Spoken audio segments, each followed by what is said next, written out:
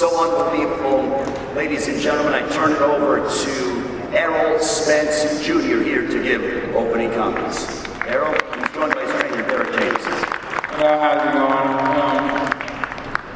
going? A little off night. The better man won tonight. Not here to make any excuses. I definitely did the same. My time was out and capitalized on a couple of things, and his time was a lot better than mine tonight. Turn it over to the media for questions for Errol Spence Jr. Raise your hand and wait until you get the microphone. Right. Hey Errol, Andreas here with the Sport News.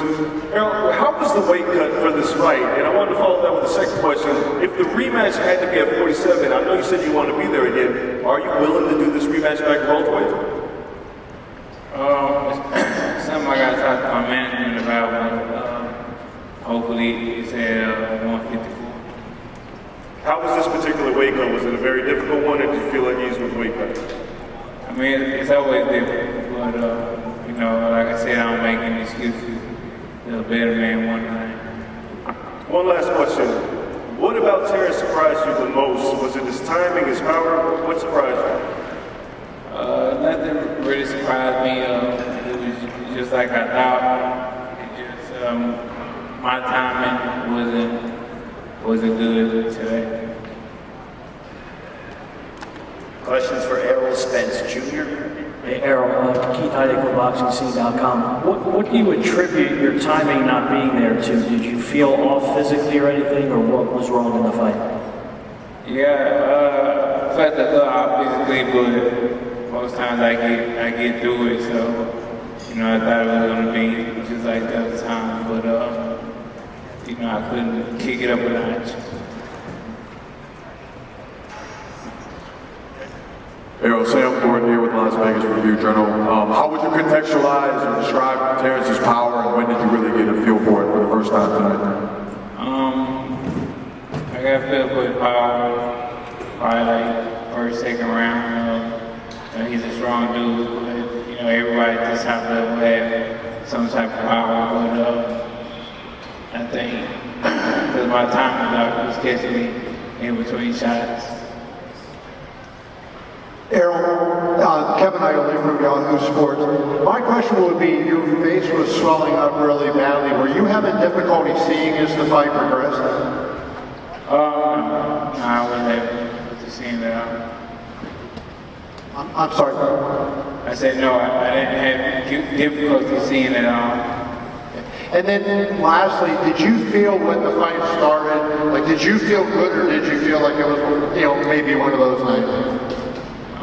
I felt cool. I thought, I could definitely do enough to win the fight, but I felt good. Like I said, I'm not here to make any excuses. I'm a grown man. I decided to agree to the weight and get down to it, and that's what I did. So, say no excuses. Hats off to the champion tonight. Errol, straight back. Dan Rayfield from Big Fight Weekend. I wanted to know, I know it's only a few minutes removed from the end of the fight.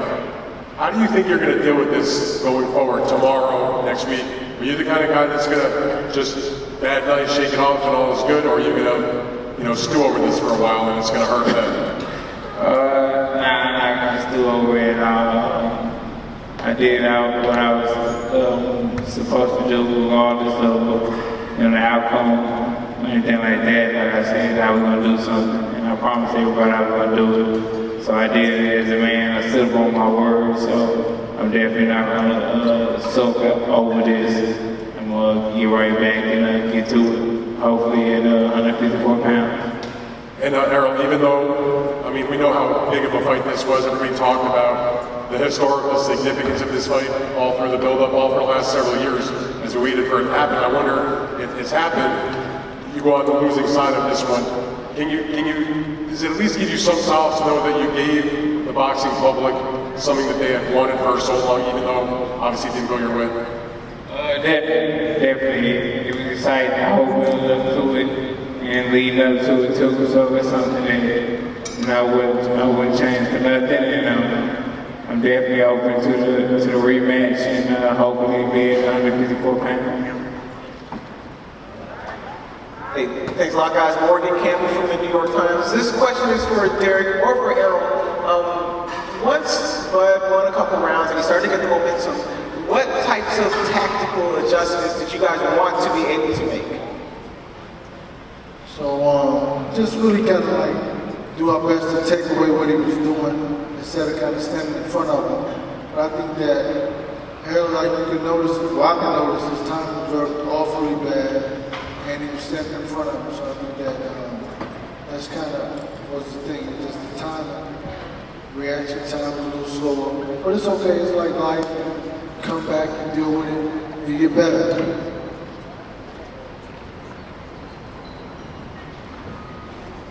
Hi, Dan Matthews from the Daily Mail. I just wondered what you saw in the performance tonight that gives you confidence that in a rematch at 154 pounds that the result would be any different. Who are you talking to?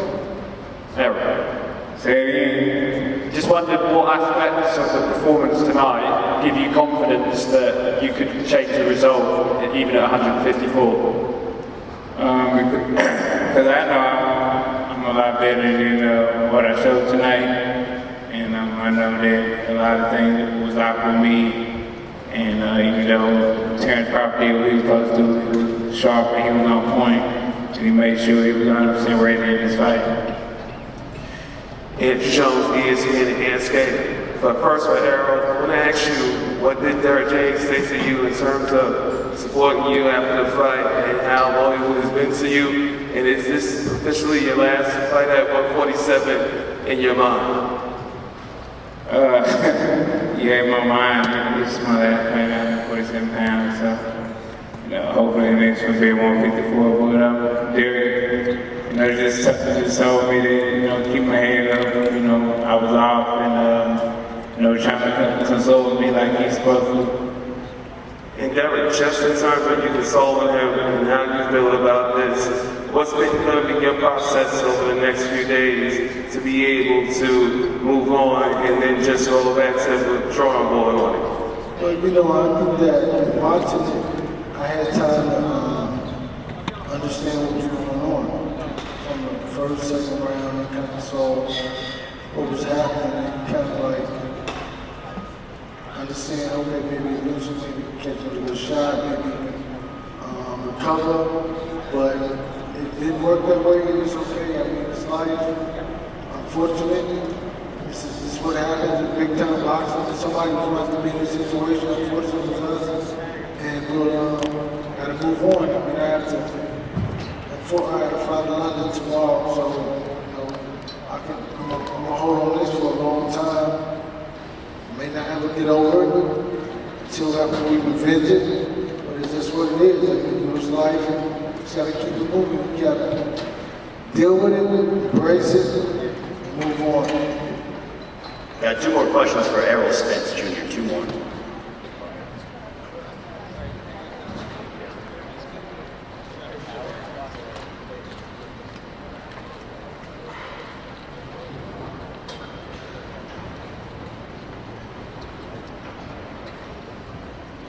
Marcus Hayes, Fight Hub TV. This question is for Derek James first.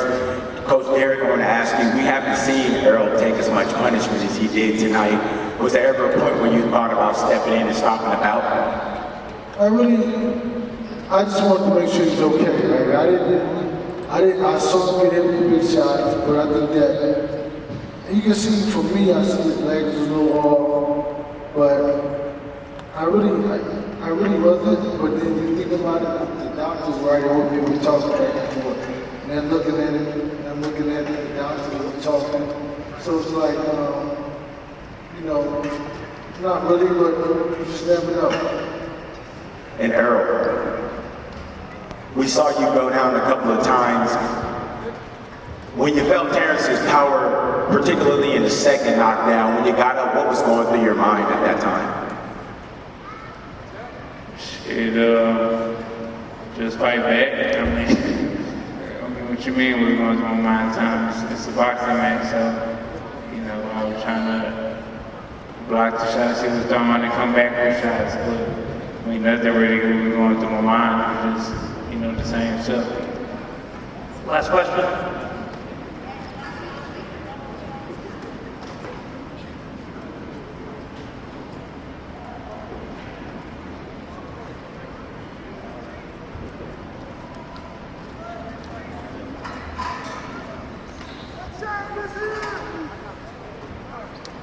Cameron for the LA News Observer.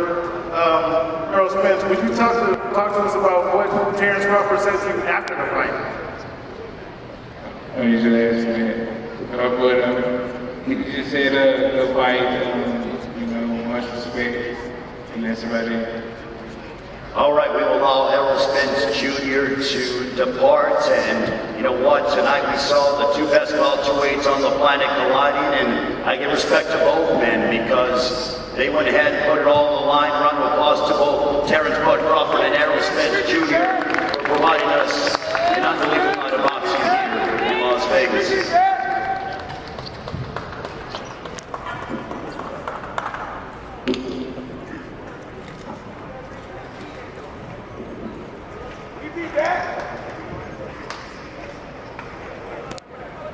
All right, ladies and gentlemen, now I want to bring up, he is the first male boxer to be undisputed champion in 2 divisions. For the first time in the 4-belt era, there is an undisputed welterweight champion of the world. This man of 40 wins, no losses. He remains undefeated here tonight. The best pound-for-pound fighter in the world, ladies and gentlemen, from Omaha, Nebraska, we present to you Terence Bud Crawford, ladies and gentlemen.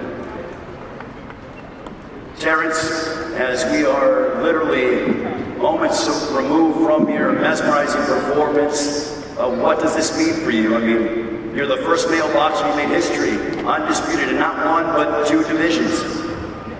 Like I said before, this meant everything to me. I wanted to give honor to God for blessing me to be here, be able to perform in front of each and every one of y'all. And that's pretty much it. I wanted to thank Errol Spence and his team for me and him coming together and getting this fight underway. This is a fight that everybody wanted to see. The whole world was talking about it, and we put on a great show. All right, at this time we're going to turn it over to questions for Terence Bud Crawford. If you have questions, raise your hand. Terence, Andreas from the Sporting News. Just talked to Errol. He said he hopes to get the rematch, and he would like to have the rematch at 154 pounds. Are you interested in moving up in weight for the rematch, or does it have to be at 47? Definitely don't have to be at 47. Like I said, I'm in a hurt business. 47 was kind of hard for me too. I was already talking about moving up in weight and challenging Charlie. So 54 wouldn't be outreach of anything. One follow-up with, how did you pull off getting Eminem to walk you out tonight? I don't know. It was just, I throw a rock in a haystack and he replied and I told him to pull up and he was like, I'm there. You're one of my favorite fighters. And that showed, a lot of support for me, and that showed what level I'm at in the boxing world. Last question. Naomi Inoue was considered the #1 pound-for-pound fighter in the world after his performance on Tuesday. Do you think you definitively put a stamp on you as the #1 pound-for-pound fighter in the world after this performance? Without a doubt. Like I told everybody once before, the winner out of this fight was going to be #1 pound-for-pound, hands down. You got Errol Spence, who was ranked #4 in the pound-for-pound, and you got Terence Crawford, that was ranked #1. So you got 2 fighters that's in the top 5 pound-for-pound ratings. How can they not be #1 pound-for-pound? Terence, Keith Heidick from BoxingScene.com. Congratulations on the great performance. Was it even easier than you expected it to be once you were in there? Never. Like I said, we trained so hard in training camp that it may look easy in the ring, but these fights is never easy. These fights is very extremely hard because we put our body through the most in training camp, and I worked my ass off to get to where I'm at today to perform in front of each and every one of y'all. I even did things that was different this fight. You know, we did a pre-camp, came out to Vegas, stayed for a month. You know, so I've been working for a long time for just this one moment. So it's never easy. At which point in the fight did you realize that he wasn't going to be able to do anything with you tonight? Well, the first round, I felt as if I had the speed and power. I felt, you know, his power, and I felt as if I was the stronger fighter. And yeah, that was pretty much was it. Andrew Jones, ESPN, Skate. Terence and your team, congratulations on a special night. Roy Jones Jr. told me yesterday that if you won this fight, that you'd be up there as one of the all-time best pound for pound. You talked about Andre Floyd Mayweather era, now your era. Where do you rank yourself all-time, pound for pound, after tonight? Well, I'm up there. You know what I mean? Like, I always want to pay homage to the fighters that came before me. You know, because without them, you know me, wherever they want to put me, you know, I'm up there. It ain't my job to put me where I want to be. It's your job to put me where I belong. And who came up with the fishnet idea to walk out, and what you told your mom when you celebrated behind the ring and giving her a birthday present that you wanted her to give her? No, that's all so cold. Like I said, so cold, everything. He came up with the idea. He said, man, I got you, bro. He designed my last outfit. And I told him, I said, man, that was one of the coldest outfits that I had. And he said, wait till you see this one. I said, oh, all right. And, you know, his creativeness, you know, brought to life, along with Everlast, and then you got what you got. Terence, Kevin Iole from Yahoo Sports. Congratulations on the brilliant performance.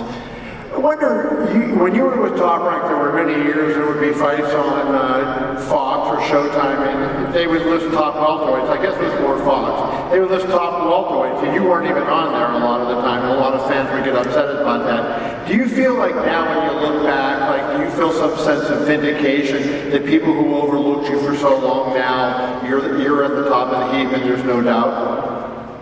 Well, I've been telling each and every one of y'all for years. A lot of y'all over here looking sad. Ellie, you looking like a retarded ass dude over there because you was going against me. You know what I mean? But all in all, you know, I get to say I told y'all. Because I've been asking for these fights for years. And y'all been saying, oh, he's too small. He's going to get this. He's going to get broken. And each and every time that I step up, I prove y'all wrong. Each time. So, you know what I mean? Write some great stories about Terence Crawford. Don't hate on him. Don't say nothing negative. Just give me my props. The other question I wanted to ask, if you could comment about your trainer and the job he did in Bomac, if you could make a comment about what it feels like for you to win a fight at this level against a guy who is highly respected like Derek James.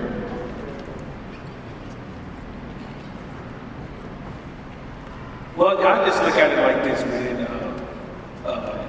I just look at all the training that we put in, all the months that we put in, and I wasn't never worried. And as far as going up against Derek James, it's an honor. It's an honor. He's it was last year or year before last trainer of the year, and you know they never really gave us our props.